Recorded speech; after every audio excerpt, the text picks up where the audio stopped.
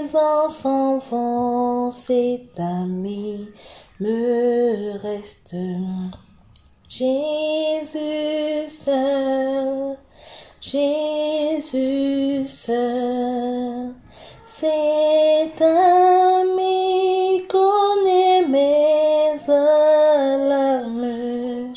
Son amour guérit ma douleur, ça me essuie toutes mes larmes. Doux sauveur, doux sauveur, tout mon désir c'est de le connaître. Jésus seul, Jésus seul, et que sa paix remplisse mon être. Jésus seul, Jésus seul, cet ami connaît mes alarmes.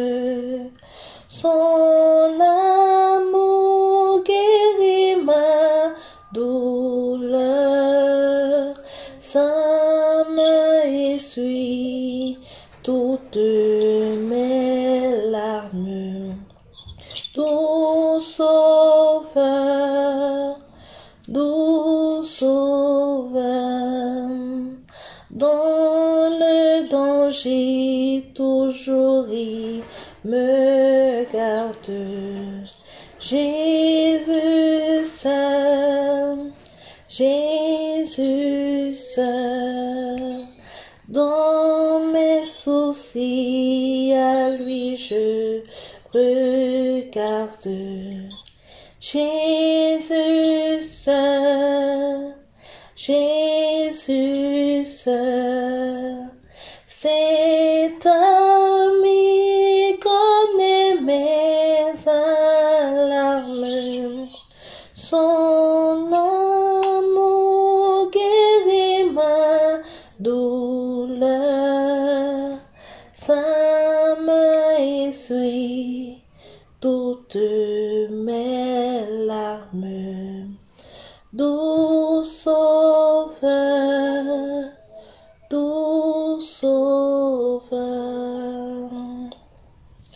Amen. La partie qui m'a marqué dans le cantique ici, c'est la dernière strophe, non, le dernier couplet, voilà, où il est écrit: dans le danger, toujours il me garde. Dans mes soucis, à lui je regarde. Me rappelons encore que toujours regarder au Seigneur. Pas seulement dans les moments de joie, mais également dans les moments difficiles. Il est un ami fidèle.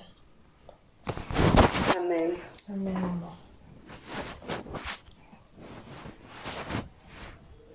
Quelqu'un a un autre cantique?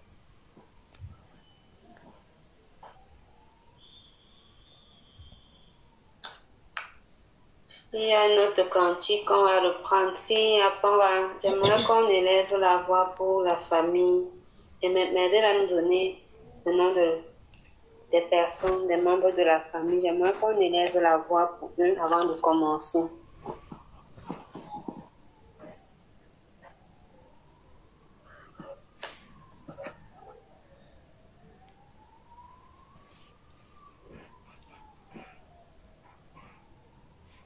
Qu'on prie encore pour la restauration. Amen. Pour la restauration du papa, pour la restauration de la maman, mais aussi pour la restauration de l'harmonie familiale, parce que nous savons tous, avec cet enfant qui est un peu séparé des parents, elle qui est très attachée aux parents, ça a un impact psychologique sur l'enfant. Et aussi pour la restauration de l'harmonie familiale. Amen. Que le Seigneur lui-même soit le bouclier, qui soit au centre, qui soit lui-même, celui-là qui va les soutenir. Donc, je ne sais pas les noms, le nom du papa, le nom de la maman, le nom de l'enfant. D'accord. Papa Célestin. Donc, nous allons élever la voix et nous allons prier pour Papa Célestin qui est malade. Maman Eunice qui est positive, mais elle n'a pas de symptômes. Que le Seigneur lui-même la restaure. Pour Emmanuel également, que le Seigneur la soutienne, que le Seigneur la restaure. Donc, nous sommes en prière. Éternel Dieu de mon salut, roi des rois, Dieu tout-puissant. Venons te bénir encore, venons te célébrer. Nous te rendons grâce et gloire, Seigneur, pour ce privilège que tu nous accordes encore ce soir, de nous approcher de toi. Seigneur, ce n'est pas donné à tout le monde de passer des moments pareils dans ta présence. Mais à nous, tu as offert encore cette occasion merveilleuse de nous présenter au devant de toi. Merci pour la vie de mes sœurs ici présentes. Merci pour celles qui ne sont pas encore là. Parce que Seigneur, tu vas permettre qu'elles nous rejoignent. Merci encore, ô Seigneur, parce que tu gardes et protèges tes enfants. Nous te bénissons pour la vie de Papa Célestin. Nous te bénissons pour la vie de Maman Eunice. Et nous te bénissons pour la vie de l'enfant Emmanuela. C'est toi qui veilles. C'est toi qui agis. C'est toi qui restaure. Nous abandonnons, Seigneur, leur santé entre tes mains. Afin que, Père, afin que, Roi des rois, tu puisses toucher Papa Célestin. Que tu le touches, Seigneur, et que tu ôtes de lui toute manifestation, Seigneur, de l'infection, toute maladie, Seigneur, dans son corps, que tu ôtes cela au nom puissant de Jésus-Christ de Nazareth. Que tu détruises ce que tu n'as pas mis, Seigneur. Que tu détruises ce que tu n'as pas mis, ô Roi des rois. Que tu détruises, ô Seigneur, toute forme de maladie dans son corps, au nom puissant de Jésus-Christ de Nazareth. Seigneur, manifeste-toi dans sa vie. Souviens-toi de lui, Seigneur, et restaure-le. Restaure-le pas seulement sur le plan physique, mais aussi sur le plan psychologique. Avec cette pandémie, Seigneur, qui affecte, Seigneur, le psychologique de plusieurs. Seigneur, nous te prions afin que tu étendes ta main sur Papa Célestin.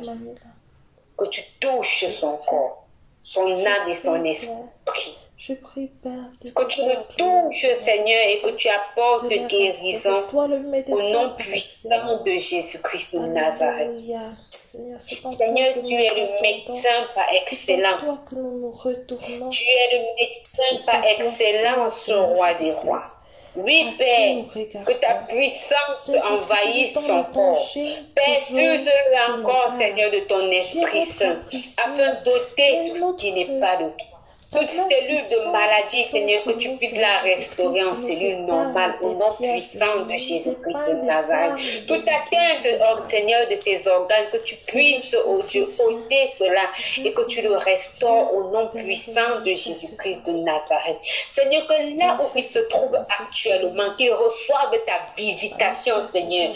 Oui, une visitation divine de ta part au nom puissant de Jésus-Christ de Nazareth. Touche-le, Seigneur, où il se trouve et restaure sa santé au nom puissant de Jésus-Christ de Nazareth. Nous te prions pour son épouse, Maman Eunice, afin que tu la restaures également, que tu la gardes, Seigneur, et que tu la protèges, que tu te souviennes d'elle, Seigneur, et que tu puisses également la soutenir sur le plan psychologique. Oui, Père, donne-lui la force de soutenir son mari, de soutenir son enfant, Seigneur. Donne-lui, Seigneur, de pouvoir ramener encore afin que la joie et l'harmonie soient restaurées dans cette maison. Nous te prions pour Emmanuela, elle qui est très attachée à ses parents. Afin que, Seigneur, tu sois toi-même celui-là qui va la garder, la protéger, Seigneur. Que tu puisses lui donner de ne pas se sentir seule, de ne pas se sentir mise à l'écart, Seigneur. et que toi-même puisses combler encore, Seigneur, cette absence physique des parents, que tu puisses toi-même combler cela au nom puissant de Jésus-Christ de Nazareth. Seigneur, touche cette famille. Seigneur, touche cette famille. Manifeste ta gloire dans leur vie. Glorifie ton nom, Seigneur. Glorifie ton nom, ô Adonai. Nous venons les remettre entre tes mains. Manifeste ta gloire. Manifeste ton amour au nom puissant de Jésus-Christ de Nazareth. Tu es le maître des tours et des circonstances. Nous avons foi au toi, que tu as entre tes mains les tours et les circonstances de cette famille. Veille sur cette famille, manifeste que tu as entre tes mains. Que ta paix, ton amour, ton harmonie, Seigneur, soit restaurée au nom puissant de Jésus-Christ de Nazareth. Glorifie ton nom encore dans cette famille. Glorifie ton nom dans cette famille, Père. Glorifie ton nom dans cette famille, Roi des Rois. Au nom puissant de Jésus-Christ de Nazareth. Oui, Père, nous nous abandonnons à toi. Nous te remettons toutes choses, Adonai. Nous te remettons toutes choses, ô El Shaddai. Manifeste-toi. Oui, Père. Tu es la restauration. Tu es guérissant, Seigneur. Oui, Yahweh Rapha est ton nom. Yahweh Rapha est ton nom, Seigneur. Manifeste ta gloire. Et que toute la gloire te revienne, Père. C'est au nom puissant de Jésus-Christ de Nazareth que nous te prions, Roi des Rois. Amen. Amen, amen, amen.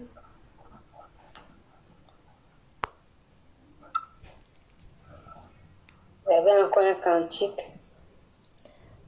Je peux proposer le « Ô toi qui donnes la vie ».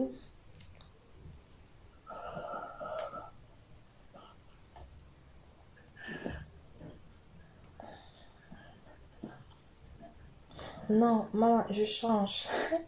Je propose plutôt mon Dieu plus près de toi. Je partage mon Dieu plus près de toi. Je chante.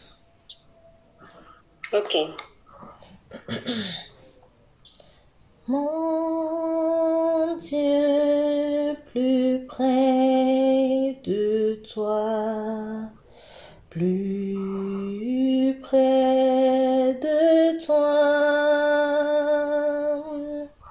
c'est le mot de ma foi, plus près de toi. Alors que... Non, pardon. Dans le jour où l'épreuve déborde comme un feu, garde-moi près de toi, plus près de toi. Plus près de toi, Seigneur, plus près de toi. Tiens-moi dans ma douleur, tout près de toi.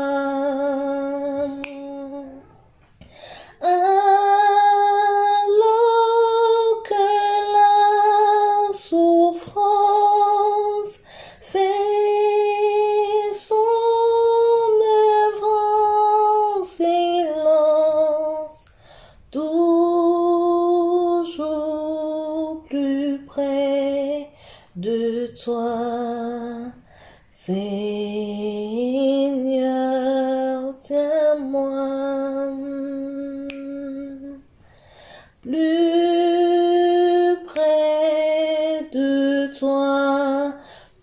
toujours plus près de toi. Donne-nous ton secours, soutiens nos foi. Que Satan se déchaîne, ton amour nous ramène toujours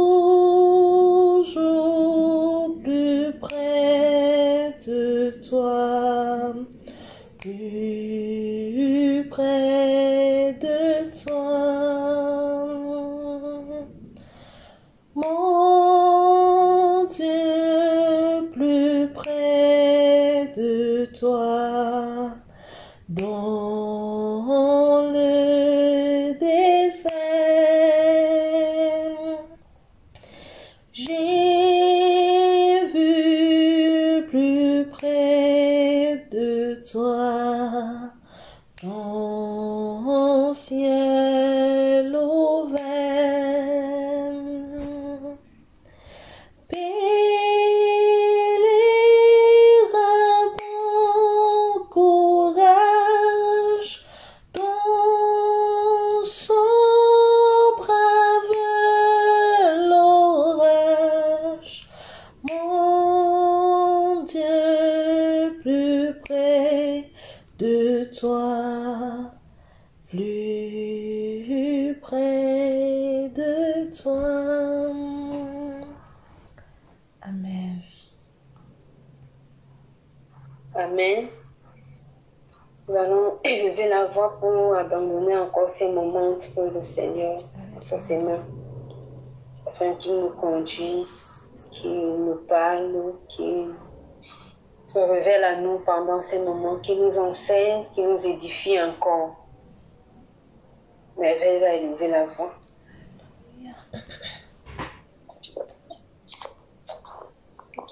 Grâce Seigneur Jésus, et nous exaltons ton Père merveilleux. Merci Père éternel pour ta présence au milieu de nous. Merci Seigneur Jésus-Christ de Nazareth. Parce que Père éternel, tu as encore bien voulu rendre possible ces saintes convocations afin de nous édifier, afin de nous enseigner, afin de nous instruire, Père éternel. Oh Père éternel, pour nous montrer encore la voie, le chemin qui est juste, pour faire de nous, ô Dieu Tout-Puissant, des femmes selon ton cœur, Père éternel, des femmes, Seigneur Jésus-Christ, sages, qui bâtissent leur maison, et non les insensés que nous étions autrefois, Père éternel, qui détruisaient l'œuvre de l'homme par leur propre main. Seigneur Jésus-Christ de Nazareth, nous voici encore assemblés en cette soirée, Père éternel. Nous avons bien voulu répondre présent. Merci Seigneur pour nous qui sommes là. Merci pour nos bien-aimés qui vont nous écouter après. Nous te prions, nous te supplions, ô Dieu de grâce, afin que tu puisses encore toi-même étendre ta main, afin que tu puisses encore toi-même prendre le contrôle de ces moments, afin que tu puisses encore toi-même te glorifier, Seigneur Jésus-Christ, en toutes choses, Seigneur.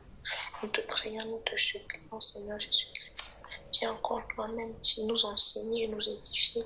Prends le contrôle de nos langues, Seigneur, afin que ce qui en sorte, Seigneur Jésus-Christ, soit pour l'édification, et dispose nos cœurs à recevoir favorablement le message que tu as préparé pour nous ce soir. Au nom de Jésus, notre Seigneur, nous avons prié. Amen. Amen. Amen.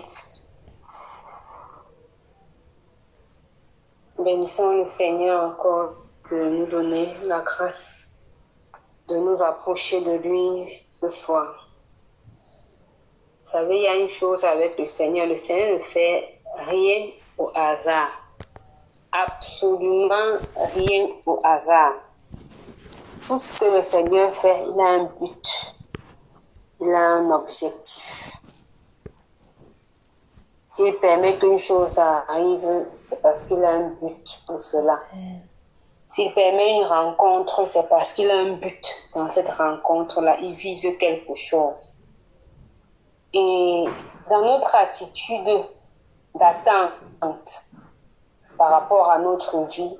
Nous devons comprendre cela. Nous devons vraiment être dans cette optique-là que, quel que soit ce que le Seigneur fait, il a un but et il nous attend quelque part. Et pour que nous puissions voir l'accomplissement de la promesse de Dieu, pour que nous soyons au bon endroit, que nous soyons disposés, que nous soyons là où il nous appelle à être.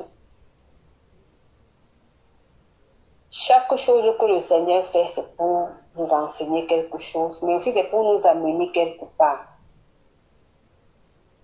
Dieu ne peut pas accepter que deux personnes se marient juste comme ça parce que bon, il faut qu'ils fassent des enfants. C'est juste pour ça, il faut qu'ils fassent des enfants. Voilà, on va peupler la terre. Comme on a dit dans Genèse, oui, multiplier, remplissez la terre, voilà.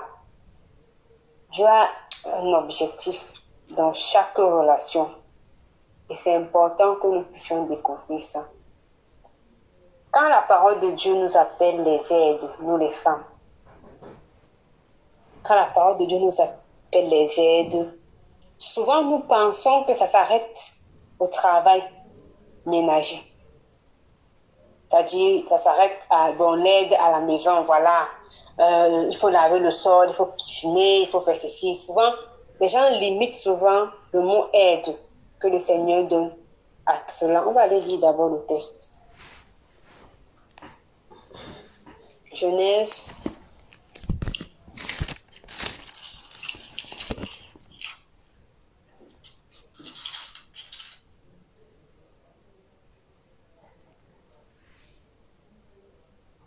Genèse chapitre 2.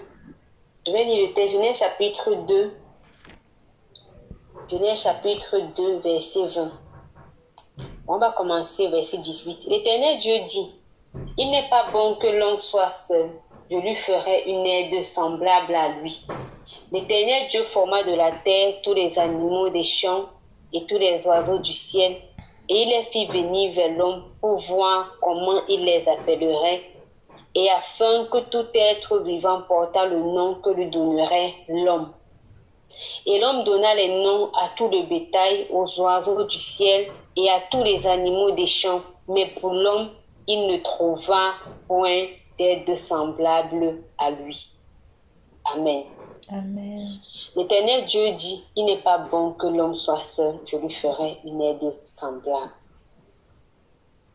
Généralement, nous prenons ça comme si c'est une aide en termes de travaux. Voilà, on a limité nous-mêmes, c'est-à-dire nous-mêmes dans notre esprit, on s'est limité au fait que, eh ben voilà, la femme, bon, en dehors du travail et tout ça, il y a les travaux ménagers, tout ça s'arrête là-bas. Mais l'aide que le Seigneur nous appelle à aide pour notre mari ne se limite pas à une aide physique. Elle ne se limite pas à une aide sur les choses basiques de la terre. Voilà, il faut faire ceci, il faut s'occuper des enfants. Mais quand le Seigneur nous appelle aide, c'est également une aide sur le plan spirituel. C'est également une aide sur le plan spirituel. La femme, là, c'est celle qui met les genoux au sol pour prier pour sa famille, pour prier pour son mari. Celles qui sont mariées avec les hommes de Dieu, alors c'est grave parce que, maman, tu vas prier. Parce qu'il ne faut pas que le diable attaque ton mari et l'empêche de faire l'œuvre de Dieu. Tu dois mettre tes genoux au sol. C'est-à-dire que tu dois déjà chercher avec quelle bombe tu vas masser tes pieds parce que tu vas mettre les genoux au sol. C'est ça l'aide que le Seigneur t'appelle à aide. Ce n'est pas seulement une aide sur le plan des travaux ménagers. Et pour pouvoir mettre ses genoux au sol, pour intercéder pour sa famille, pour intercéder pour son peuple, nous devons déjà comprendre que voilà, Dieu t'appelle à ce travail-là. Tu dois déjà commencer ça quand tu ne connais même pas encore la personne. Quand tu n'es même pas encore au courant de qui il est, tu dois déjà commencer le travail-là. Juste pour prendre un exemple sur le texte qu'on vient de lire. Adam était en train de faire le travail de Dieu. Et Dieu a pensé à lui en disant, voilà, il a fait ce que j'ai demandé qu'il fasse. Maintenant, il faut que je fasse quelque chose pour lui. Souvent, quand on est en train de prier pour le mariage, on s'assoit, on croise les pas. Et voilà, il est à 30 ans. Depuis les prix, Dieu n'entend pas. Maintenant, quand on dit, ma soeur, c'est samedi, on a partagé avec le frère, on a partagé avec les frères. on commence à trouver des excuses pour ne pas être au partage. On se dit, mais depuis là, Dieu a fait quoi? Je prie depuis là, il a fait quoi? On donne un programme de jeûne. On a un programme de jeûne 1 semaine, 2 semaines. Est-ce que j'ai même participé au programme là?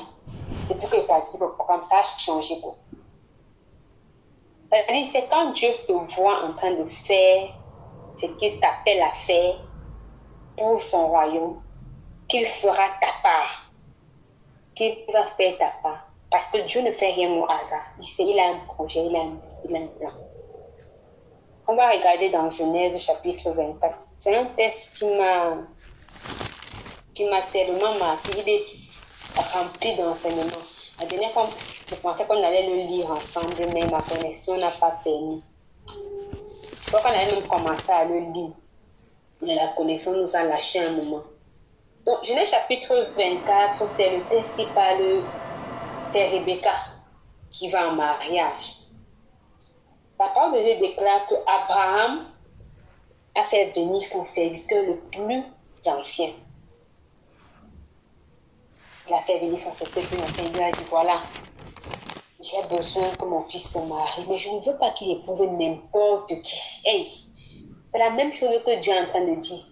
J'ai besoin que tel se marie. Mais il ne doit pas épouser n'importe qui. Hein. Mon fils tel là, il ne doit pas épouser n'importe qui. Il faut qu'il épouse une fille du royaume. Il faut qu'il épouse une fille du royaume. C'est la même chose qu'Abraham a fait l'appeler son fils. Il a dit, bon, mon fils doit se marier, mais il ne doit pas épouser n'importe qui. Va dans ma famille et cherche une femme pour lui.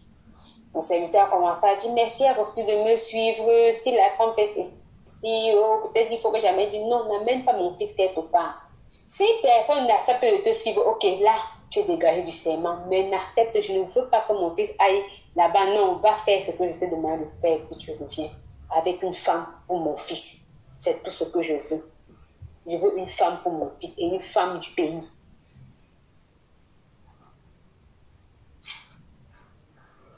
Bible déclare que le serviteur d'Abraham est allé. Je vais lire quelques textes parmi quelques versets dans le chapitre. On ne va pas tout lire le chapitre. Je vais lire le verset 11. Une fille reposait les chameaux sur les genoux hors de la ville, près d'un puits, au temps du soir où sortent celles qui vont puiser de l'eau. Et il dit, Éternel Dieu de mon Seigneur Abraham, fais-moi, je te prie, rencontrer aujourd'hui ce que je désire et use de bonté envers mon Seigneur Abraham. Voici, je me tiens près de la source d'eau et les filles des gens de la ville vont sortir puiser de l'eau. Que la fille à laquelle je dirai, penche ta cruche, je te prie, pour que je boive, et qui répondra, bois, et je donnerai aussi à boire à tes chameaux, soit celle que tu as destinée à ton serviteur Isaac. Et par là, je connaîtrai que tu uses de bonté envers mon Seigneur. Amen. C'était une prière prophétique que le serviteur d'Abraham avait fait. Quelque chose m'a marqué dans cette prière. Il dit, elle ne va pas me donner à boire à moi seulement, mais elle va faire boire les brebis de mon maître. Elle dit, elle ne va pas seulement me donner à boire, elle ne va pas se contenter de moi, non. Dit, ok, ça va prendre. Mais après, elle va donner de l'eau. Elle va chercher à donner de l'eau aux brebis avec lesquelles je suis. Les brebis n'appartenaient pas au monsieur.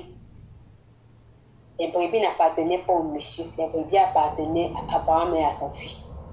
Lui, il a seulement pris les mots pour aller là-bas. On a dit, bon, prends ça, va. Ce n'était pas pour lui. Pour dire quoi?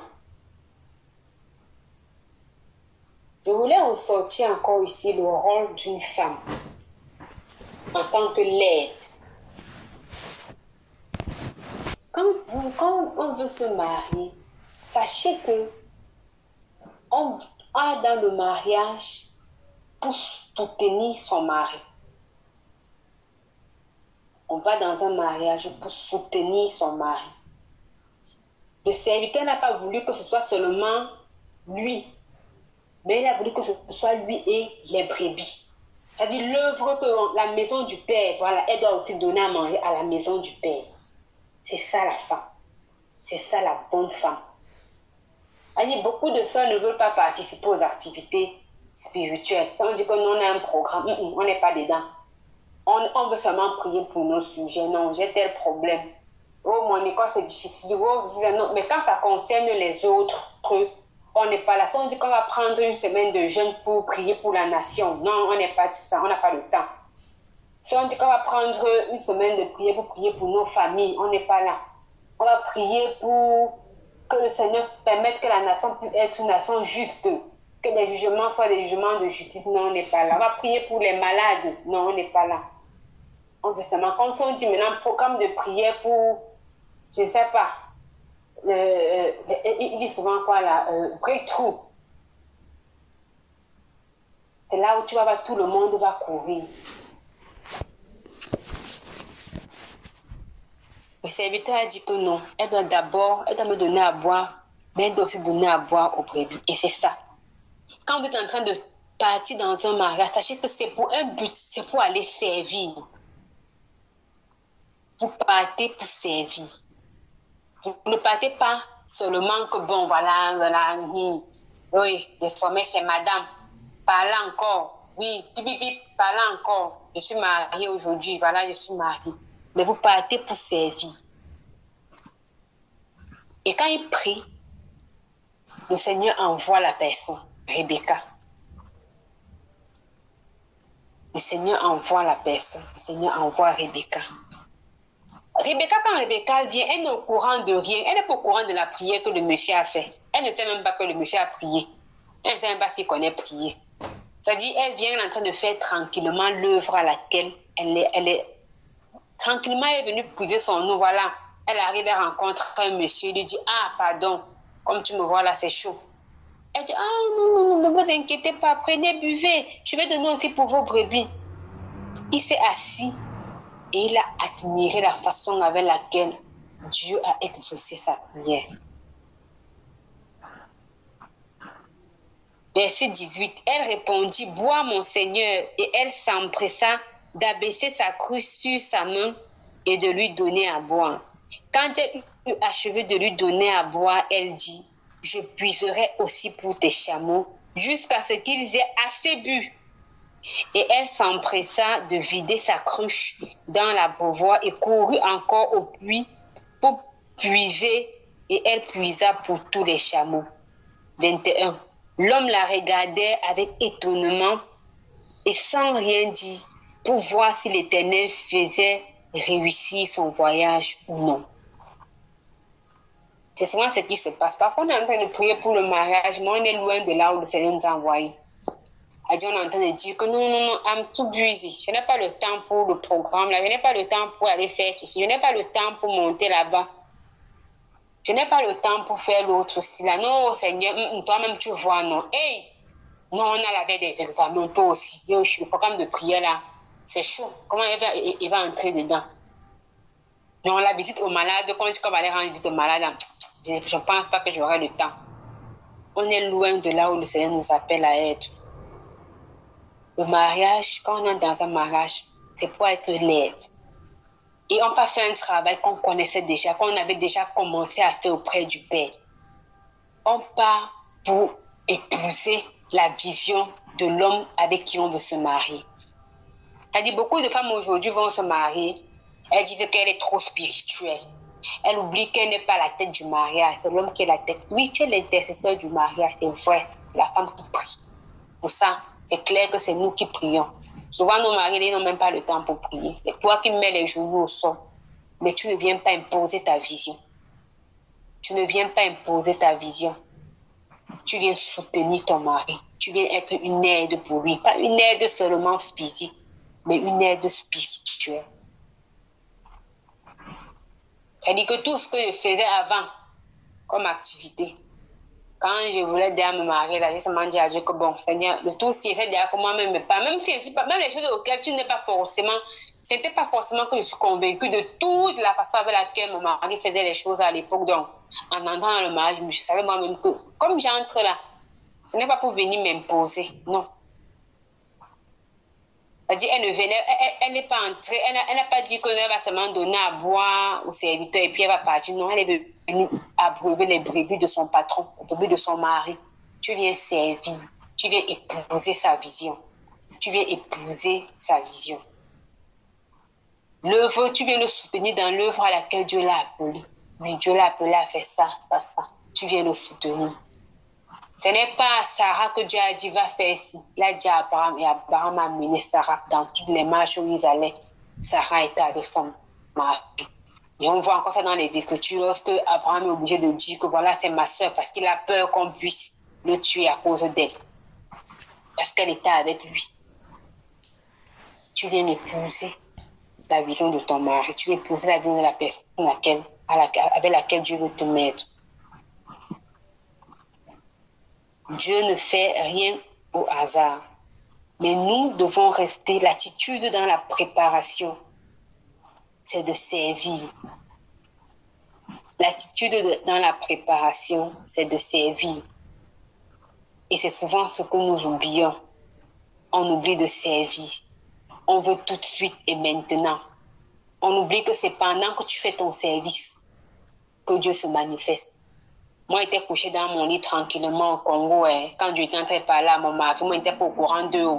Je ne connaissais pas leur projet entre eux. Moi, je ne savais pas. Donc, je faisais ce que j'avais à faire. J'étais dans mes campagnes là-bas tranquillement, mes campagnes d'évangélisation, mes visites aux malades. Je faisais tranquillement ce que j'avais à faire. Je ne cherchais pas quelqu'un dans mes choses. Non, je faisais pour la gloire de Dieu. Et c'est comme ça. Tu dois être en train de faire ce que Dieu t'a demandé de faire. Fais ce que Dieu t'a demandé de faire. Dieu va regarder son serviteur. Il va dire non, lui. Le plan que j'ai pour lui, la mission que j'ai pour lui sur le plan spirituel, pour lui, je veux une femme qui est à ce niveau-ci dans la foi. Je veux une femme qui a travaillé ça, qui a travaillé ce caractère-ci. Le niveau où je compte élever cet homme, il faut une femme qui a travaillé l'humilité. Il faut une femme qui a travaillé la patience. Il faut une femme qui a travaillé tel caractère. De la même manière qu'Abraham a dit non, je ne veux pas une fille de Canaan. Va dans ma patrie. Cherche une fille dans ma patrie.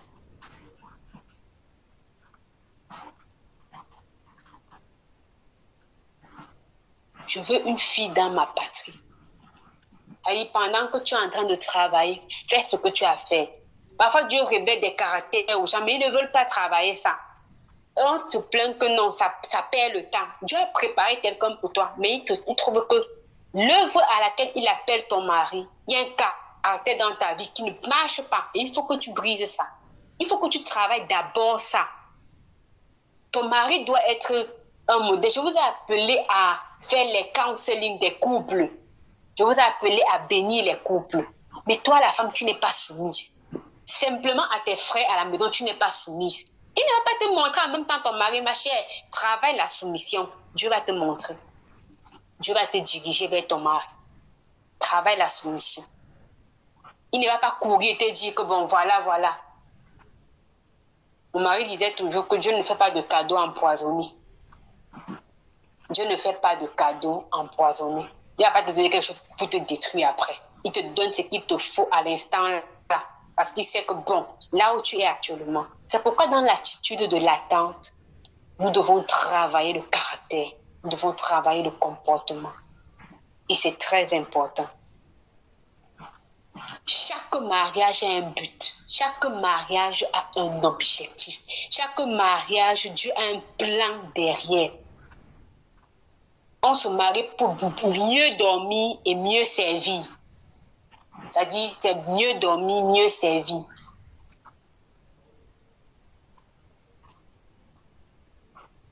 C'est très important de chercher ce que Dieu attend de nous dans le mariage. C'est très important de chercher qu'est-ce que Dieu attend de nous, qu'est-ce que Dieu veut, qu'est-ce qu'il veut m'enseigner, qu'est-ce qu'il veut Il attend quoi de moi? Parfois, c'est un petit truc comme ça que tu attends que tu changes dans ta vie. Un petit caractère comme ça, tu as assis, tu as décidé que moi et mon orgueil, moi c'est là, jamais. Un homme ne peut pas me faire ça, j'accepte. Comment? Dieu l'a été regardé et dit ok. Ok, sister, continue seulement. Hé, moi c'est là, moi et mon orgueil, jamais. Il ne peut pas accepter certaines choses dans ma vie. Dieu est assis, il te regarde. Parce qu'il sait que ce que je prépare pour lui, c'est une femme qui a tel caractère. C'est une femme qui est patiente. Les difficultés par lesquelles je vais les faire passer, ce sera pour les enseigner ça.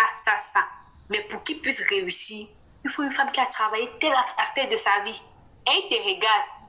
Il t'a déjà révélé ça. Il t'a déjà dit travaille ça. Tu as assis de non. Tu tapes le pied au sol. Mais vous pensez que quoi? Quand un bien-aimé vient te dire que ouais, ma soeur, j'ai remarqué que non, tu parles pas souvent bien aux gens. Parfois, tu réagis mal face à cette situation. Tu te fâches, mais ça fait quoi? Ne me juge pas. Je suis libre de faire ce que je veux. Tu me parles comme ça, pourquoi? Tu es qui? Et après, on se plonge dans la chambre, on dit, Seigneur, toi-même, depuis qu'il est pris pour le mariage, là, tu ne m'écoutes pas. Donc, il est pris comme ça, là, tu n'entends pas ce qu'il est dit.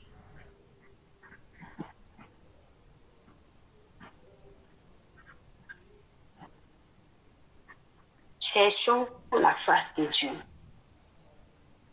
Cherchons la face de Dieu. Cherchons la face de Dieu. Cherchons à plaire au Seigneur. C'est très important.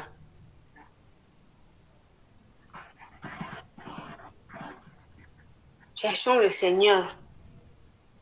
Si tu ne travailles pas ton caractère, si tu ne travailles pas ton comportement, si tu ne travailles pas ta façon d'être, si tu ne travailles pas ta façon, non, ne pense pas que ça va sortir comme ça va apparaître, ça va donc, Dieu va seulement dire que, ok, tiens, voilà ça. Dieu nous attend quelque part, nous en tant que femmes, et c'est très important. C'est très important de se remettre en question en permanence. J'ai souvent l'habitude de me remettre en question en permanence. Parfois, j'arrive à un moment dans ma relation avec Dieu, je fais une pause. Et je dis, ok Seigneur, je fais une pause aujourd'hui. Je veux que tu me montres ce qui ne va pas. C'est très important. Et chaque fois que je fais ça, Dieu me montre toujours. Quand j'arrive à un niveau, je fais une pause, je dis, bon, c'est bon ici. Seigneur, ok, j'ai fait ça. Mais je veux que ici, là, tu me montres ce qui ne va pas. Est-ce qu'il y a quelque chose qu'il faut travailler encore? Est-ce qu'il y a quelque part où tu m'attends et que je ne suis pas en train de faire ce que tu attends de moi? Est-ce que... Et je prends un moment de jeûne par rapport à ça. Et souvent, au bout de ce jeûne-là, Dieu me montre que il y a encore tel aspect de ta vie là que je veux que tu travailles comme ça. Il y a encore tel autre aspect de ta vie que je veux que tu travailles comme ça. Il y a tel autre aspect de ta vie, je veux que tu travailles comme ça.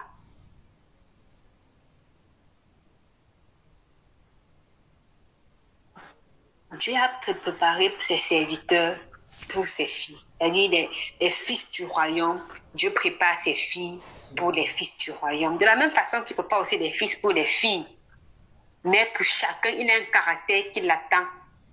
Il sait que non, quand il te connaît, quand il voit le frère Gaël, non, il est comme ça. Le genre de femme qu'il lui faut, il faut qu'elle soit comme ça. Quand il voit le frère X, il est comme ça. Il faut une soeur qui soit comme ça. Toi, tu es là, tu ne veux pas travailler ton caractère. Tu ne veux pas travailler ton comportement. Tu ne veux pas t'améliorer. Tu veux seulement critiquer. On dit, oh ma soeur, laissez-moi vivre ma vie. Tu penses que tu es plus spirituel que qui? Moi aussi, moi aussi j'ai le Saint-Esprit. Dieu me parle aussi.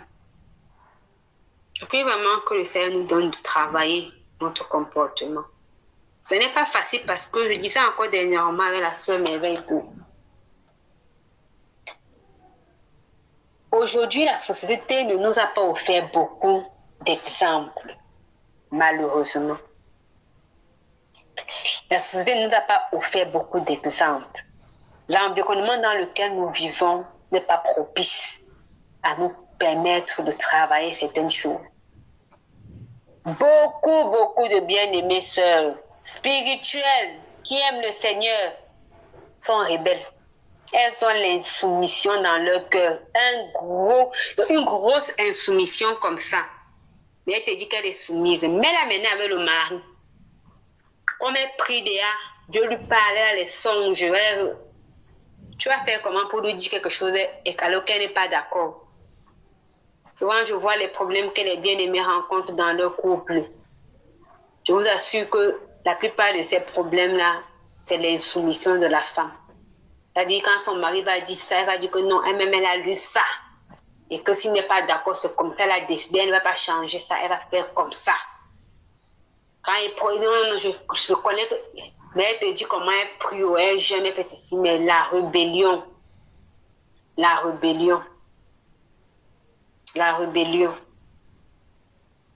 Donc, j'aimerais vraiment nous inviter à aller devant le Seigneur et à lui demander de nous révéler encore ce qu'il y a à travailler dans nos vies.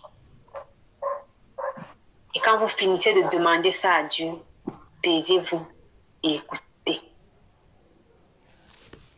Quand vous finissez de demander à Dieu, taisez-vous et écoutez ce qu'il va vous dire. Souvent, on parle beaucoup et on ne prend pas le temps d'écouter. Au point où quand Dieu vient parler même, on ne sait même pas que c'est lui. Parce qu'on va parler, et on se lève, on parle. Demandons vraiment à Dieu. Il y a des choses, des petits détails comme ça que nous négligeons. Mais que pour Dieu, c'est terrible, quoi.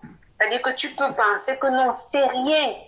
Mais là où Dieu veut t'appeler, ce que tu trouves que c'est rien là, pour lui, c'est extravagant. C'est que c'est moche.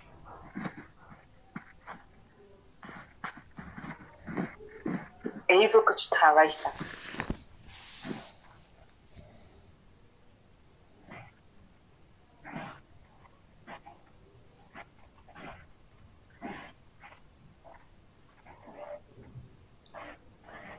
Je vais lire un peu le texte ici dans Ecclésiaste.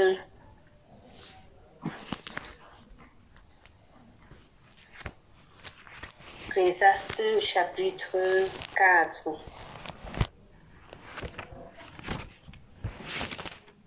C'est un texte qu'on connaît bien. Verset 9. Deux valent mieux qu'un parce qu'il y a pour eux un bon salaire de leur travail. Car s'ils tombent, l'un peut relever l'autre. Mais malheur à celui qui est seul et qui tombe et n'a personne pour le relever. De même, si deux couchent ensemble, ils auront chaud, mais celui qui est seul, comment aura-t-il chaud? Et si quelqu'un est plus fort qu'un seul, les deux pourront lui résister.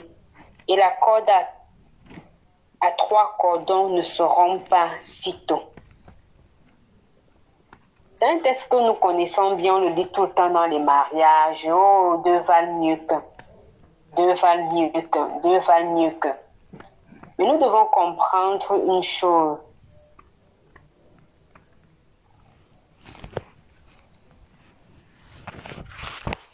Nous devons comprendre une chose. Quand la Bible dit que deux valent mieux qu'un, c'est aussi dans l'œuvre de Dieu. Ce que le Seigneur nous appelle à faire. Là où il nous attend. C'est-à-dire qu'il a un plan pour vous. Il sait qu'ensemble, voilà. Vous savez, c'est pas toujours à tout moment que vous deux vous serez forts, hein. C'est pour ça. Parfois, l'autre, quand il n'est pas affaibli, là, c'est l'autre qui le relève. Tu viens à peine de relever l'autre et puis voilà une autre situation. C'est plutôt toi que ça affecte plus que l'autre. Et l'autre te relève. Et c'est ça. C'est là où vous pouvez avancer ensemble. Vous êtes dans un programme, Dieu peut décider de se révéler à la femme. Vous pouvez prendre un programme ensemble, Dieu se décide que bon, ça, la soeur, je vais me révéler cette fois-ci. Et elle a plus de sensibilité à écouter le Seigneur, te dit, bon, voilà, quand on priait, voilà ce que ça m'a montré, voilà, je pense qu'on peut diriger dans ce sens-ci. Une autre fois, Dieu disait que bon, son frère, je vais me révéler. C'est lui qui décide. Mais il faut être là où il faut, en train de faire ce qu'il faut. Il faut travailler son comportement, il faut regarder dans sa vie, il faut chercher les points d'ombre. Qu'est-ce qui ne va pas? Est-ce ma façon de parler? Est-ce que je me fâche vite? Est-ce que je parle vite? Est-ce que je prends vite la parole? Est-ce que je n'écoute pas suffisamment? Est-ce que toutes ces questions-là, est-ce que j'envie les autres? Est-ce que je suis jalouse? Est-ce que je suis ceci? Essayer de chercher dans notre vie, dans notre marche avec le Seigneur, pour travailler ces petits détails-là. Pour travailler ces petits détails-là devant le Seigneur, afin que lui-même se révèle à nous. Amen. Amen.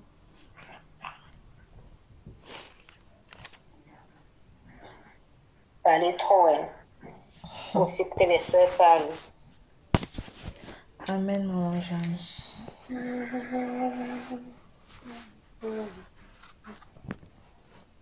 Oui, amen. Je veux peut-être rebondir justement sur le fait que tu parlais de ce que la société nous a inculqué, en fait. Ce que la société nous a dit, ce que la société nous a enseigné. Ou alors ce qu'on a vu au travers de la société dans laquelle on a grandi. Et c'est vraiment une plaie terrible, en fait, dans la vie de nos bien-aimés. J'échangeais une fois avec ma tante. On parlait justement par rapport au mariage. Je lui ai dit qu'en fait, on parlait et puis on discutait comme ça. Je lui disais qu'en fait, chaque fois que... Je ne sais même pas d'où on était parti. Mais en fait, je lui disais, voilà, elle disait que non, en fait, aujourd'hui, les prédicateurs se centrent beaucoup trop sur les sœurs. Tous les temps, on est là, on rabâche aux oreilles des sœurs que voilà, elles doivent se soumettre, Mais on oublie de dire à l'homme que voilà, il doit aussi aimer sa femme. Et en fait, je lui ai dit que notre problème, en fait, c'est parce que nous, on a un problème de soumission. Et le problème de nous, les chrétiens, c'est que, justement, quand on pointe quelque chose dans notre vie, au lieu de nous concentrer sur ça pour travailler cette chose, on commence à commencer à trouver les alibis chez l'autre. Oui, est-ce que toi aussi tu es parfait? Est-ce que tu as fait ceci? Est-ce que tu as fait cela? Et elle m'a posé une question, elle m'a demandé que, ok, quand elle m'a dit que non, parce que je parle comme ça parce que je suis encore célibataire, que les hommes exagèrent souvent, que j'imagine par exemple une situation où, comme j'étudie, je suis brave et tout, et puis je me marie, mon mari me dit que voilà, il ne veut pas que je travaille. Peut-être parce qu'il est une situation déjà assez stable et il se dit voilà que non, tu ne vas rien faire, ne travaille pas, même petit débrouillement dehors et tout ça, tu vas faire comment? Je lui ai dit que sincèrement, je ne vais pas me mettre à contester avec mon mari qui dit que je ne travaille pas. Si mon mari me dit que je ne travaille pas et que moi je vais travailler, je vais lui dire que d'accord patron, je m'en vais devant le Seigneur avec. Peut-être le Seigneur ne veut, c'est même le Seigneur qui ne veut pas, le Seigneur veut que je m'occupe des enfants à la maison. Peut-être c'est le Seigneur, tu ne sais pas. Mais le moment où on se lève, on se place en train de crier là, on lève le ton sur les poings. Non, tu peux me parler comme ça. Hey, non, je suis diplômée, master, c'est 5 ans. J'ai un master, donc je vois que j'ai le master pour venir rester dans le besoin. En fait, c'est l'idéologie que moi j'avais avant de connaître véritablement le Seigneur. J'avais remarqué que vraiment, pour moi, il ne peut pas venir me perdre, que vous commencez à me dire un certain nombre de choses. Parce que, remarque, si je suis intelligente, j'ai travaillé, j'aurai mon argent, donc vraiment, t'as pas que tu vas venir parler là, de ça pour toi. Alors, si tu ne veux pas t'aligner à ce que moi je pense, c'est ton problème. Et beaucoup même entrent dans le mariage avec ce genre de pensée. Et ça fait qu'à l'intérieur, ça va vraiment dans tous les sens. Ça va vraiment dans tous les sens. Oh, on n'est pas enseigné. Ou alors, on ne veut pas recevoir les enseignements comme ils sont donnés. Parce que quand j'essaie un peu de parler avec les soeurs, quand j'essaie un peu de dire à une soeur, voici ce que ça attend de nous. Non, tu deviens misogyne. Hein? Tu es misogyne à un niveau que, non, voilà, le féminisme est monté, le truc est descendu. Donc, on a vraiment besoin de réapprendre, de partir et de s'asseoir. Et en fait, la grâce que nous avons aujourd'hui, c'est que nous ne sommes pas encore mariés, c'est vraiment de dire, voilà, de pouvoir partir, se bâtir avec ses bases aussi. Et effectivement, comme disait Mimi, si tu ne fais pas ce que le Seigneur attend de toi, il ne peut pas venir te dire que voici, il ne va pas venir te donner le mariage. Le mariage de quoi? C'est que ce sera un mariage que tu auras forcé. Et j'ai les exemples. Tu te seras pressé et empêché d'aller faire des choses à ta tête. Et puis finalement, tu vas commencer à marcher sur les charbons. Parce que voilà, tu ne t'es pas préparé, tu n'as pas voulu faire ce que le Seigneur attend de toi fidèlement. Et donc vraiment, ces paroles, pour moi, c'est encore, je vais dire quoi? On appelle ça un bain de sagesse, on va le dire comme ça, un bain de sagesse pour dire que, et apprendre vraiment au sérieux pour nous. Parce qu'on ne se rend pas compte de comment est-ce que la société a construit beaucoup de choses qui ne vont pas en fait.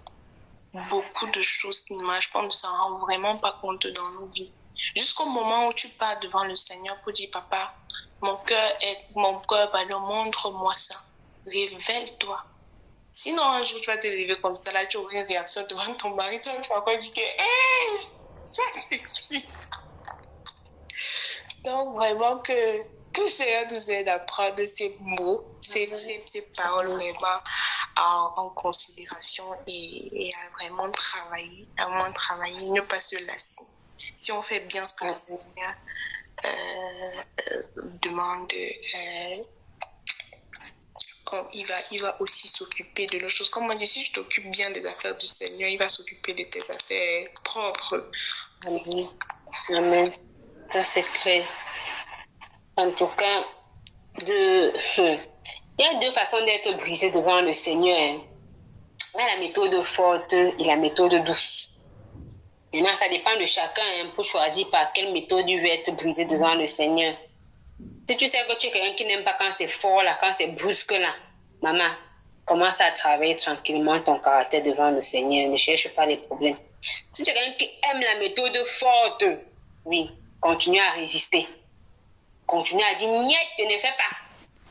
Je ne monte pas. Je ne descends pas. Continue à faire la méthode forte. C'est-à-dire que Dieu a deux façons de briser l'homme.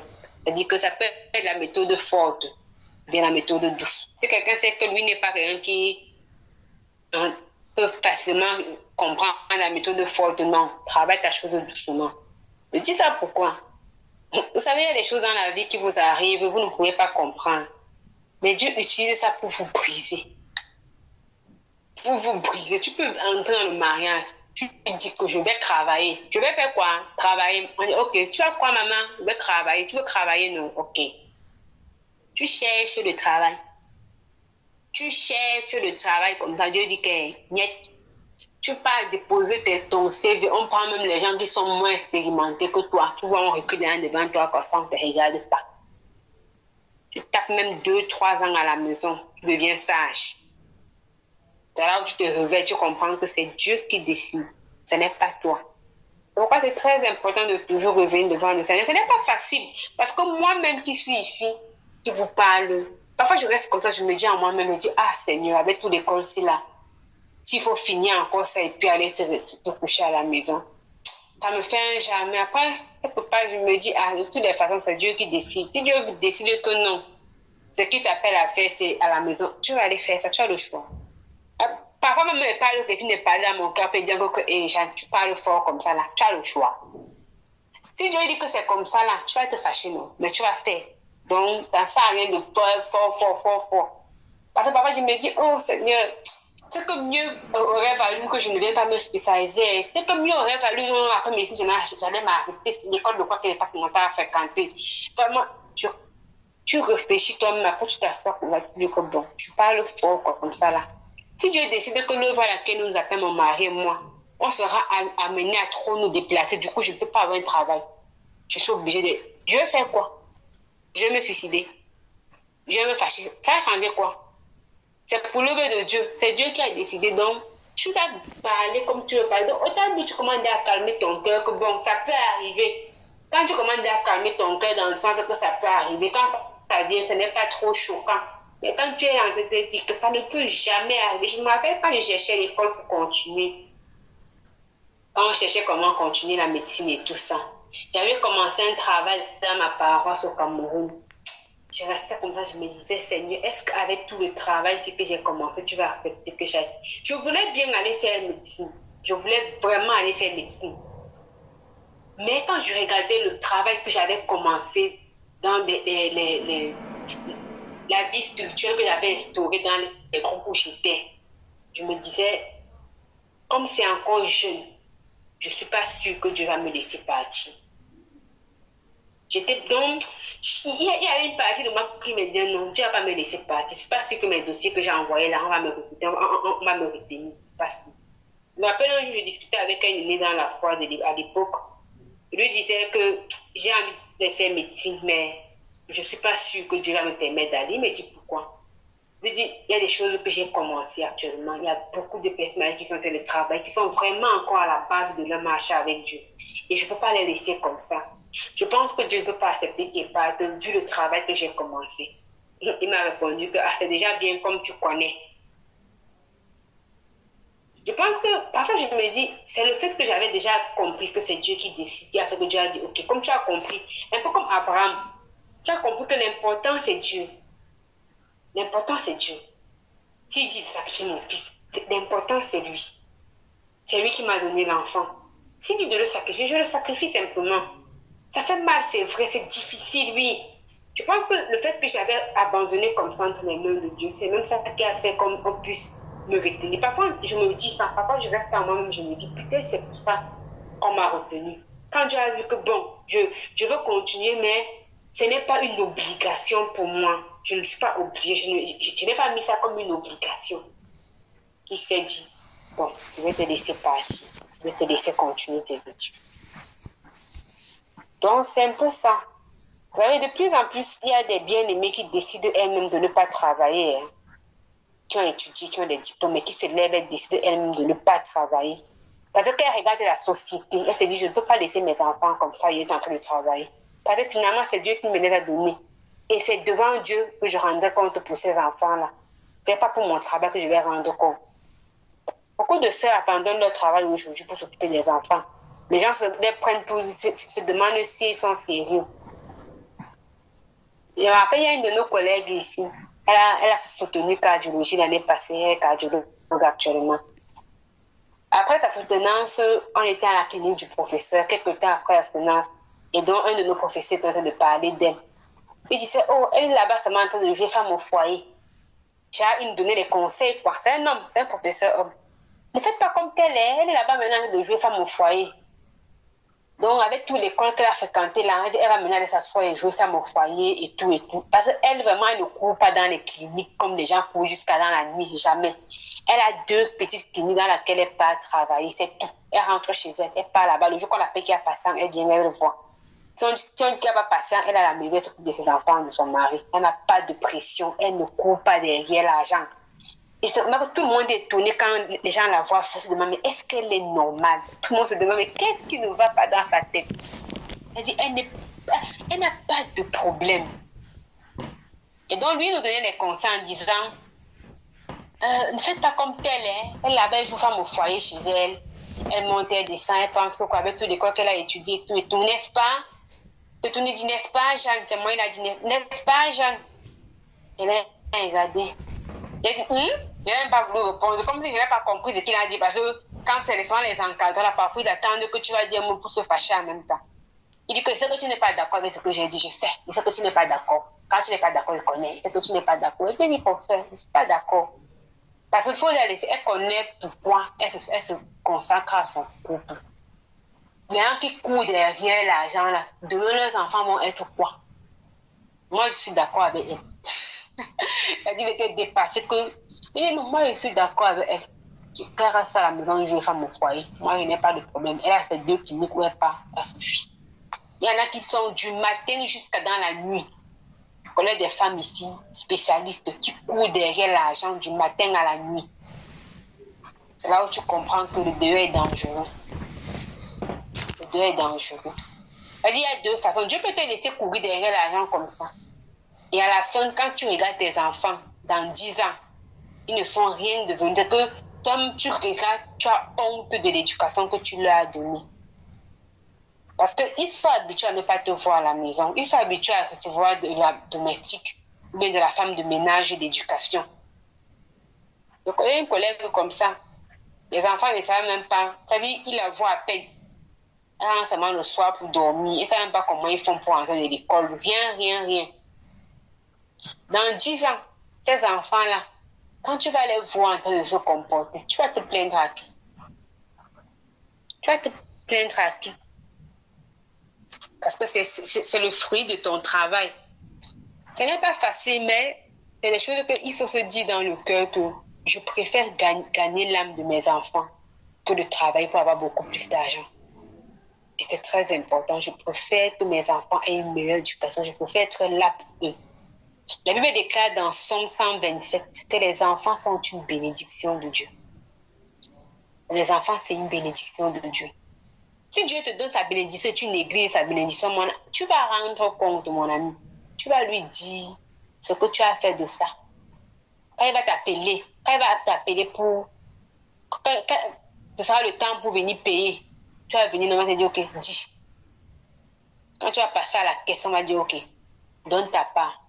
Tu vas commencer à bégayer, tu vois, voilà, bon, voilà. Je m'appelle ma tutrice quand j'étais au Congo. Quand elle a accouché le premier enfant, son mari lui a dit de laisser le travail d'abord pour allaiter et tout ça. Après ça, elle voulait encore continuer de travailler. Son mari n'était pas très d'accord. Il a dit non, tu ne peux pas travailler. Pourquoi? Mais ça, Dieu nous a bénis et tout. On n'a pas de problème d'argent. Il faut rester à la maison s'occuper des enfants. Elle n'était vraiment pas d'accord.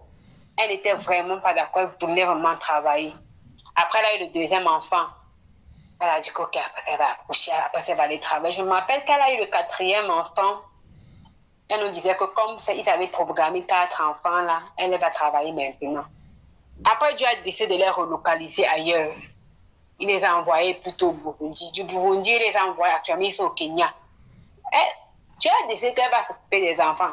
En ce temps, c'est vrai qu'elle a quand même son business de commerce. Elle voyage, elle vient, elle livre en gros. Mais ce n'est pas un travail qui la prend trop de temps, non. Elle programme une fois le voyage, elle va, si c'est au Kenya qu'elle va, si c'est où elle va, si c'est à Dubaï, elle prend les marchandises, elle revient avec, puis elle livre en gros. La boutique qu'elle avait, c'est une femme qui vendait à l'intérieur. Donc, vraiment, elle n'avait pas un travail qui faisait qu'elle n'a pas de temps pour sa famille. En tout cas, elle était vraiment disponible. Au début, c'était difficile pour elle. C'était vraiment difficile de dire, mais comment ça? Mais parfois, tu t'assois et son mari est quelqu'un de suffisamment mature spirituellement dans la foi. Quelqu'un que j'ai beaucoup côtoyé au Congo. Donc, parfois, Dieu passe comme ça. Tu as compris que Dieu peut parler à mon mari. Dieu peut lui révéler des choses. Quand on regarde la société aujourd'hui, on comprend à quel point le socle familial est détruit parce que c'est ça, on court derrière l'argent. Que Dieu nous aide. Amen.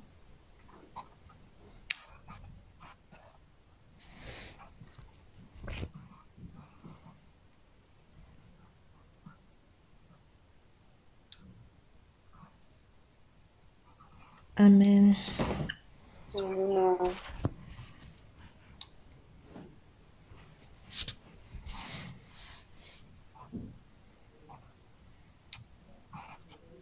Est-ce que vous avez encore à dire? Parce que moi, là, aujourd'hui, c'est ma tête qui fait un jala.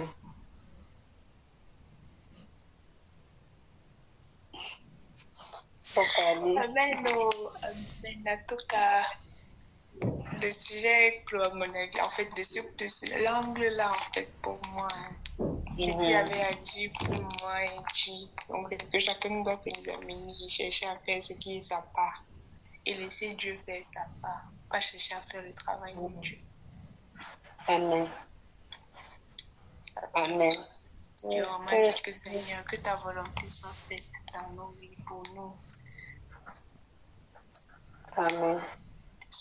Le Seigneur nous aide vraiment. Le Seigneur nous aide vraiment à trouver ce qu'il attend de nous. Vous savez, chacun a quelque chose à faire pour le Seigneur. Chacun a quelque chose à faire. Ne vous asseyez pas là, vous pensez que chacun, je me rappelle, avant d'accepter la proposition du frère de GLF.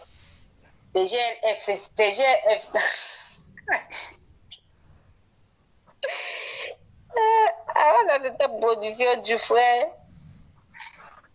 j'étais un peu j'étais pas trop.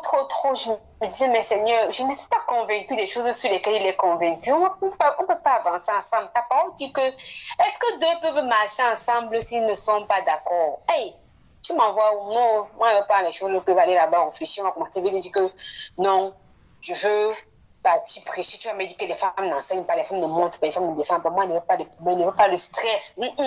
Je n'aime pas le stress dans ma vie. J'ai eu l'habitude de faire mes choses. Dieu m'a utilisé pour faire des choses, pour impacter les vies des gens. Ce n'est pas aujourd'hui que je connais le Seigneur. Ce n'est pas hier, ce n'est pas avant-hier. Ça fait des années. Ça fait des années que je travaille ma vie avec Dieu. Ça fait des années que je travaille ma relation avec Dieu. Ça fait des années. Si Dieu devait me parler dans certains aspects, il me dit, j'étais sincère devant le Seigneur. Donc, s'il me reprochait certains trucs, il m'aurait déjà reproché. Donc, il ne faut pas essayer de que non, tu vas dire oui. Tu vas parler, dès que tu vas parler, tu vas dire non, tu commences à m'enseigner. Madame, stop, arrête-toi là-bas. Non, je ne veux pas avoir de stress dans ma vie. Dès qu'elle veut seulement vouloir, non, tu n'as pas encore mis le voile, reviens mettre ton voile avant de continuer à parler. Tu vas dire, c'est quoi le projet? Elle dit, quand il m'asseyait comme ça, non, je me demandais que celui-ci pense même que quoi? 2016, je réfléchissais. Il pense même que quoi, celui-ci?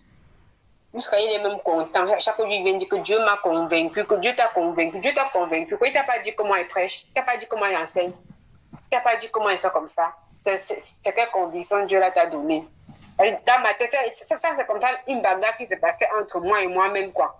C'est que je parle à moi-même, je me réponds, je commente ce que j'ai dit et je continue à causer à moi-même. Et puis,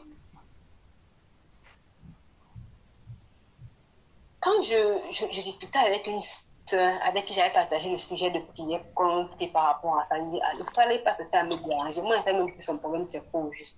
Elle dit que quelqu'un que tu as déjà dit non. Mon nom là, il y a quoi dans le N-O-N là que lui n'a pas vu, n'a pas compris? C'est quoi? Il y a une partie du nom qu'il n'a pas bien vu. Il dit, bon, ma soeur va quand même encore prier. Comme il continue à insister là, moi, je ne veux pas les embrouilles. Et comme tout le monde venait pour me dire que c'est Dieu qui l'a convaincu, je ne savais même plus qui est convaincu par Dieu, qui n'est pas convaincu par Dieu. Dieu a convaincu combien de personnes. Et il a dit que non, Seigneur, toi, tu es fort, quoi. Donc, tu as décidé que moi, j'aurais plusieurs maris. Parce que de toute façon, tout le monde me dit que Dieu l'a convaincu, là. Ils sont même dépassés. C'est que le niveau de conviction de chacun me dépasse. Mais bon, on va faire avec. Et quand j'ai prié avec la soeur, la soeur, elle me dit que, ma soeur, je pense que peut-être qu'il faut dire au monsieur là, il dit, laisse ça. Moi, lui, qu'est-ce que tu sais, parce qu'elle-même, c'est quelqu'un que, elle n'est pas convaincue avec l'enseignement de la femme, donc elle-même, elle n'est pas convaincue. Elle-même, elle enseigne, Dieu l'utilise, donc toi, Dieu continue à se manifester au travers de, disons ça comme ça, voilà, disons comme ça. À l'époque, quoi, à cette époque-là. Et la sœur me dit ça. Je dis à la sœur que, elle me dit, elle me répond que, qu'est-ce qui te fait croire que Dieu t'appelle à enseigner? Peut-être Dieu a dit que tu savais lui parce que peut-être dans sa tête, c'est que tu vas seulement intercéder. Alors, ce qu'elle m'a dit, peut-être c'est quelqu'un qui enseigne bizarrement. Mais elle m'a dit ça. Elle m'a dit que ma soeur, qu'est-ce qui te dit que Dieu t'appelle à enseigner là-bas? Peut-être Dieu t'appelle seulement à intercéder. Mais c'est parce qu'il t'appelle intercéder qui te met dans un environnement où tu vas seulement intercéder. Tu n'auras pas besoin de faire autre chose que l'intercession. Je dis à la soeur là que ma soeur, donc on va encore prier. On va encore prier mieux par rapport à ça. On va encore davantage demander à Dieu. C'est vraiment pour dire quoi? C'est des choses qui arrivent par exemple. C'est-à-dire que tu n'es pas vraiment sûr, tu te poses des questions parce que tu te dis, mais on n'est pas en accord. Mais parfois, tu oublies de te laisser briser par le Seigneur. De te dire que bon, Seigneur, si c'est toi, ok. Fais alors.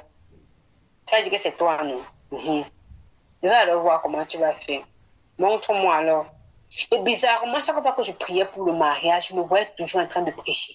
Je me demandais que, mais Seigneur, c'est quoi cette histoire? C'est-à-dire que les gens sont en train de dire, en tout cas, d'abord pour mon mariage, un jour, j'aurai peut-être l'occasion de vous raconter tout ce par quoi je suis passée. C'est-à-dire que les gens qui m'appelaient pour me montrer leurs convictions, je m'asseyais à un moment comme ça, je me disais, Dieu, je vais poser qui et laisser qui. Et même juste Même jusqu'à la veille, les gens sortaient toujours des convictions. Et des personnes même que tu considères comme vraiment matures, mais qui t'appellent te disent que non, voilà, voilà. Tu te dis, mais c'est quoi ces confusions? C'est quoi cet esprit de confusion, ça? C'est quoi cet esprit de confusion? Ce n'est pas tous les songes qu'on fait qui sont du Seigneur. Ce n'est pas toutes les paroles que les gens viennent te dire qui sont la volonté de Dieu. C'est très important. C'est une parenthèse. Parce que parfois, on est là, oh, j'ai fait le songe, j'ai fait 10 songes, j'ai vu telle personne, ça veut dire que c'est lui. J'ai fait 50 songes, j'ai vu telle personne, ça veut dire que c'est lui. S'il fallait me fier au songe, je ne suis pas sûre que je me suis mariée avec le frère. S'il fallait me fier aux songes, même à mes songes, à moi, Jeanne, là. Voilà. Donc, je ne suis pas sûre que ça veut dire que je me suis mariée. Donc, tout est bon pour vous dire, c'est même parce que j'ai fait les songes. Non, c'est même pas parce qu'on a fait les songes, je suis quelqu'un. C'est même parce qu'on a fait les songes, je suis quelqu'un qu'on se marie avec la personne. De plus en plus, c'est là où les gens partent. On fait les songes, je suis les gens, on est contents. On dit que, d'abord même que c'est les songes, souvent que nous-mêmes, on s'assoit comme ça, on a tellement réfléchi. Le songe commence à venir, le diable est content, il dit, comment déjà à penser dans ce sens-là? Je vais lui donner davantage, je vais augmenter un peu de sel dans sa nourriture. Comme ça, quand ça va être bon, là, et puis tu commences par croire. Donc, parfois, le Seigneur veut te briser sur quelque chose. Et la parole de la sœur, elle m'avait vraiment fait réfléchir. Et je m'appelle toujours d'une sœur qui me dit que, toi, non, tu vas te donner un mari pour lequel tu vas tout le temps te répéter. Que toi, de toute façon, tu pries là, Dieu va te donner un prophète. Je lui dis que pourquoi? Elle me dit que de toute façon, tu pries là, non, c'est un prophète, Dieu va te donner. Comme ça, tu vas passer ton temps à mettre les genoux au sol. Elle dit que pourquoi? Elle dit que tu vas vouloir que ton mari donne des fausses prophéties. Tu vas vouloir que ton mari donne des fausses prophéties. Ah, la honte va venir seulement pour vous là. On va dire que c'est pas Dieu qui vous parle. Donc, tu vas prier pour lui. Et chaque fois qu'il va prendre, qu'il va dire qu'il a partagé avec les gens, non. Tu vas mettre tes genoux au sol. Tu vas prier. Ah, ma soeur, t'as dit que oui, toi, je vais te donner un prophète, tu vas prier. C'est comme ça qu'on commence à se discuter entre nous. Dieu est fidèle.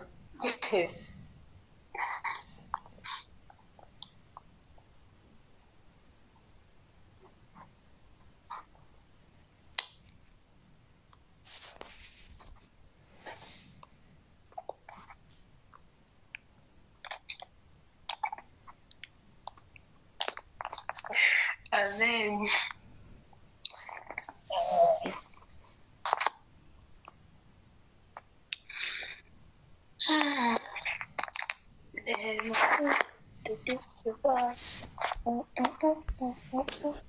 Tu dis que le nom fait je bégaye. C'est maintenant qu'il n'y a pas livre commentaire. Il faut parler là. Je n'ai rien à dire, maman Jeanne.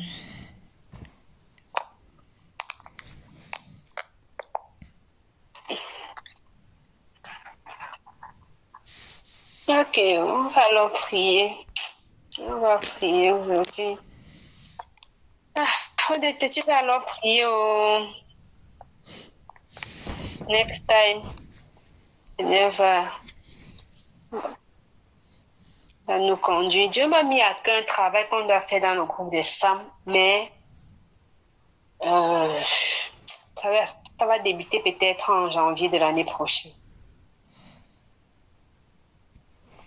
Actuellement, je ne pense pas pouvoir vraiment gérer ça, vu que je vais je suis en train de me tourner vers la fin d'année, les mémoires et autres, ça va commencer à peser.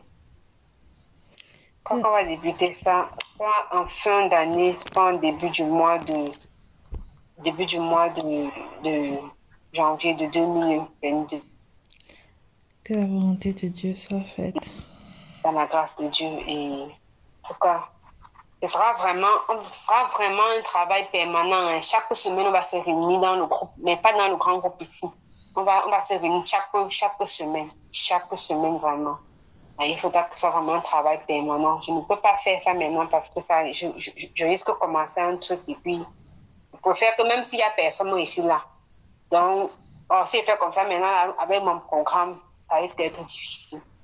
Pour qu'on puisse vraiment se réveiller dans le groupe. Le groupe est vraiment en train de dormir. Le groupe dort. On se réveille. Yann. Amen. On va lancer avec. On va d'abord prendre un moment de jeûne pour remettre ça entre les mains du Seigneur et avant de lancer ça, que le Seigneur vraiment nous soutienne. Et vraiment que le Seigneur rende cela possible. Amen. Donc, au moment venu, on va voir si vous avez d'autres personnes avant qu'on ne lance le programme. Ce sera vraiment un programme qui va comporter beaucoup de choses, hein? Beaucoup de choses. On ne peut pas dire que chaque semaine, on va se réunir. Même si c'est une seule personne qui est là, la personne va travailler. Beaucoup de choses. Ce sera enseignement, prière.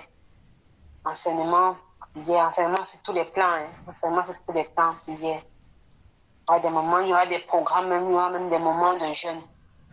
Des moments de jeûne qu'on va nous-mêmes choisir. On se dit, on prend tel temps de jeûne, tel aspect de nos vies.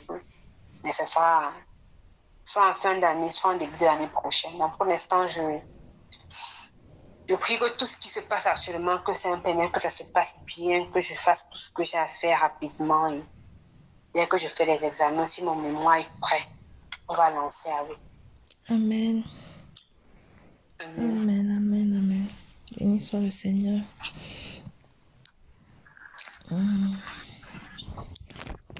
Ok, on va donc prier. Éternel mon Dieu, mon roi, nous te bénissons et nous t'exaltons encore, roi de gloire, pour ta manifestation, pour ta parole, pour la nourriture, Seigneur Jésus-Christ, que tu as disposée et que tu as pourvu pour nos âmes, pour notre être tout entier. Merci Seigneur Jésus-Christ pour ce partage. Merci Seigneur Jésus-Christ parce que tu as été au milieu de nous, tu es au milieu de nous. Ta parole nous a dit et ta parole nous dit encore chaque fois que là où 2 ou 3 sont réunis, tu y es présent. Nous avons vu, Seigneur Jésus-Christ, la direction que tu nous as donnée encore aujourd'hui. Nous avons reçu, Seigneur Jésus-Christ, la semence, ô Père, que tu as bien voulu disposer pour nous. Et nous te disons merci. Merci, roi de gloire, parce que tu es ce Dieu-là qui parle de 1001 façons. Tu es ce Dieu-là qui parle encore au cœur de chacun de façon différente. Merci, Seigneur Jésus-Christ. Roi de gloire, nous savons que nous ne sommes pas capables de labourer un champ et de porter des fruits par nous-mêmes, si ce n'est toi qui agis. Si ce n'est toi le maître de la moisson qui pourvoit toutes choses en son temps. Voilà pourquoi nous venons, Seigneur Jésus-Christ, suite à cet enseignement, nous remettre entre tes mains, remettre nos vies, remettre nos comportements, remettre nos caractères, remettre nos façons de penser entre tes mains, Seigneur, afin que tu sois celui-là qui nous donne encore de nous poser des bonnes questions au bon moment, afin que tu sois celui-là, Seigneur Jésus-Christ, qui nous donne la direction dans notre vie présente, mais également concernant notre vie future. Où est-ce que tu nous attends? Qu'est-ce que tu attends de nous? Comment veux-tu que nous soyons, Seigneur Jésus-Christ, aujourd'hui et pour demain? On parlait effectivement au roi de gloire de la femme, les deux semblables. Seigneur Jésus-Christ, c'est toi qui sais chacun de nous. C'est toi qui sondes les cœurs et nous connais encore mieux que nous-mêmes. Tu connais les défauts que nous avons. Tu connais les zones d'ombre que nous avons. Tu connais nos manquements. Tu connais, Seigneur Jésus-Christ, les brèches qui sont dans nous. Mais roi de gloire, rien ne t'est impossible. Toi qui transformes les cœurs. Toi, Seigneur Jésus-Christ, qui rend toutes choses parfaites. Toi qui rends saint. Toi, roi de gloire, qui façonne encore et qui donne une forme au potier, une forme agréable. Roi de gloire, nous te soumettons encore nos cœurs, car c'est de là que toutes choses dérivent, afin que tu sois celui-là qui nous façonne. Oui, roi de gloire, que tu sois celui-là qui nous brise encore, nous brise de nos auteurs, nous brise, Seigneur Jésus-Christ, de cette paresse-là qui, de temps en temps, nous empêche de nous rapprocher de toi comme il le faut. Tu nous brises, Seigneur Jésus-Christ, de ces choses-là qui ne te sont pas agréables. Que tu nous brises, ô Seigneur Jésus-Christ, de ces obstacles pour notre vie future, pour notre mariage, pour notre vie de couple, nos vies de parents. Viens et transforme, Seigneur. Roi de gloire, je te soumets également le cœur de nos sœurs qui n'ont pas pu nous se joindre à nous aujourd'hui. Nous te soumets le cœur, les cœurs des sœurs de ton Église dans le monde entier, afin qu'au Seigneur Jésus-Christ, tu puisses te manifester, afin en voyant, Seigneur Jésus-Christ, la vie de tes enfants, que des témoignages nouveaux s'élèvent pour la gloire du roi. Manifeste-toi encore dans le cœur des sœurs. Sois toi-même celui-là qui sème, Seigneur Jésus-Christ, dans leur cœur la soumission à leur époux, la soumission. Donne-leur de comprendre, Seigneur Jésus-Christ, où est-ce que tu les attends. Donne-nous de comprendre. Ô Roi de gloire, nous implorons encore ta grâce dans nos vies. Nous implorons encore ta grâce, ta bonté et ton amour. Viens, Seigneur Jésus, et comble-nous. Père, maintenant que nous nous apprêtons à nous séparer, nous te confions au Roi de gloire notre nuit. Mais nous voulons également te confier au Seigneur Jésus-Christ les projets que toi-même tu mets dans nos cœurs. Nous voulons te confier également, Seigneur Jésus-Christ, le projet dont Maman Jeanne a parlé aujourd'hui, concernant le travail avec les femmes. Seigneur, tu es maître des temps et des circonstances. Nous prions afin que tu disposes les temps et que tu disposes les cœurs pour ce travail. Nous prions, Seigneur Jésus-Christ, afin que tu nous précèdes en tout temps et en toutes choses. Le programme, Seigneur, qu'il soit établi par toi. La direction qu'il soit établie par toi. Nous prions afin que, Seigneur Jésus-Christ, tu disposes encore, Maman Jeanne, à être davantage disposée à écouter. Écouter, Seigneur Jésus-Christ, à recevoir de toi, voilà, la direction que tu voudras qu'elle prenne, la direction que tu voudras que nous prenions, et que l'honneur et la gloire te reviennent. Viens, Seigneur, et veille sur nous, veille sur nos parents, veille sur nos amis, veille sur nos collègues, veille sur chacun de tes enfants de par le monde entier. Restaure encore ceux qui sont malades, Roi de gloire. Fortifie ceux qui sont affaiblis, pourvois de quoi manger pour ceux-là qui ont faim. Merci, Seigneur. Et pourvois également un toit pour ceux qui n'en ont pas. Et que la joie règne dans le cœur de tes enfants, en Jésus-Christ de Nazareth. Amen.